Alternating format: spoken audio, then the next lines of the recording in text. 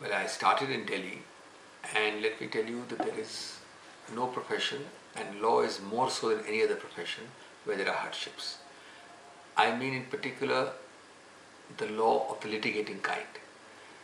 Uh, in the corporate lawyering or in a law employment in-house in a company, the main difference is that although the returns are not so high, but there is security, both of tenure and of return. In the litigating part, the hardship is the complete uncertainty of the return. But ultimately, I think all of this is really the hardship in Delhi in particular of having no slot for a new practitioner. A person who has a case will either go to an established face, a senior advocate, or he'll go to an advocate of record. And the real hardship is that he has no place and time and slot for a person who's a beginner. So that certain financial security is required for those first few years of start. But then I don't think we should cry over it or lament over it, because it is common to everyone and people have done very well with the same insecurities. And secondly, all hardships are liable to be easily overcome by diligence and hard work for a few years. So I think the word hardship should not deter anybody. Sincerity and hard work ultimately succeeds.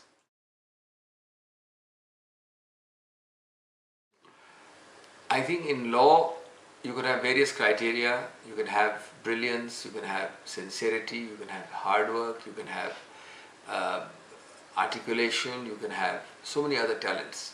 But what matters most is hard work followed by sincerity. I think everybody who joins law, I'm not talking about litigation side, must remember that except in very rare circumstances, these two traits will ensure your success.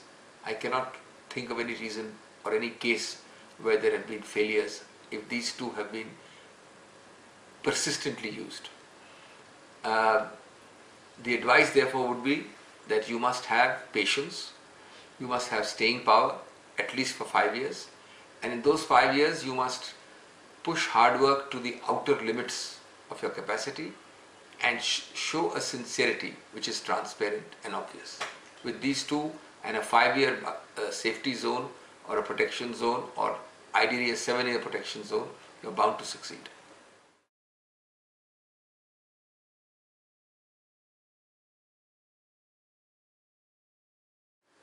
First of all, I think you should consider establishing yourself on your feet squarely and completely in the profession. Earn a name, earn fame, earn reputation. Starting politics too early means that you are to some extent like a rudderless ship. You don't have the foundation which is strong. After you establish yourself reasonably in the profession, start taking interest in public causes, in public life, in social causes, in issues affecting the larger perspective of society, and be leaders in your community. Take up a cause in your society where you live, the residence welfare colony, in the bar association, and that leadership role slowly emerges and mixes with public life. I prefer to use the word public life rather than politics, because politics has become a bit of a dirty word. But public life at various levels, starting with interest in local issues, will propel you. And then of course you can make choices whether you want to join party politics, and if so, which party, etc., etc.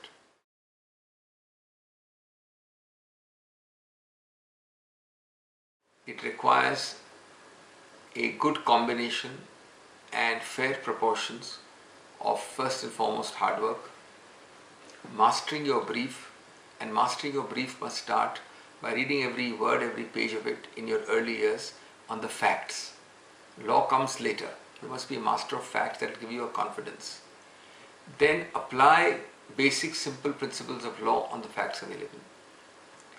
Some reasonable command on the English language which you must constantly work on improving. Because you like it or not, the language of the vehicle of law, especially in our country, continues to remain English. The last greatest bastion for English remains the law in India. And then an ability to think on your feet, to anticipate questions of the judge and have ready answers. A combination of all this comes through gentle but persistent practice, and it's not as difficult as you think.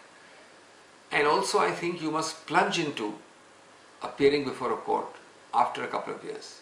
Don't have that stage fright. Don't have that initial hesitation and reluctance to speak before a court. Once that stage fright is broken, all will be well.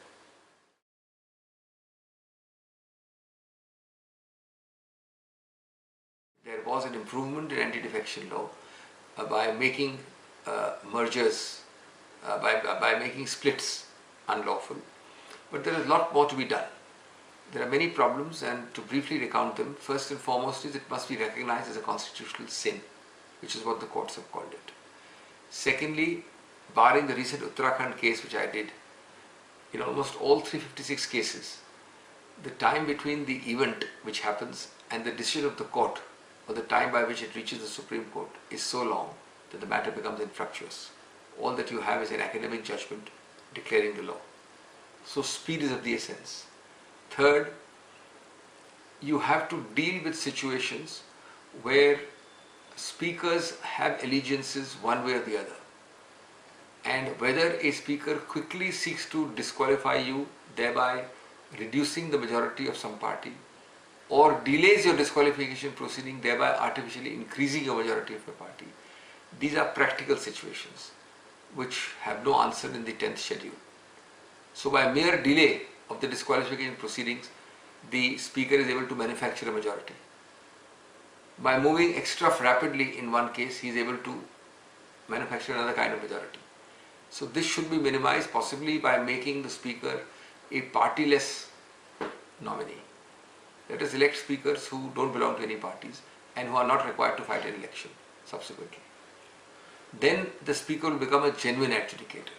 Today the biggest problem is that we have made the speaker a persona designata under the 10th schedule. Only he can decide, nobody else. And he ultimately draws color from a political party.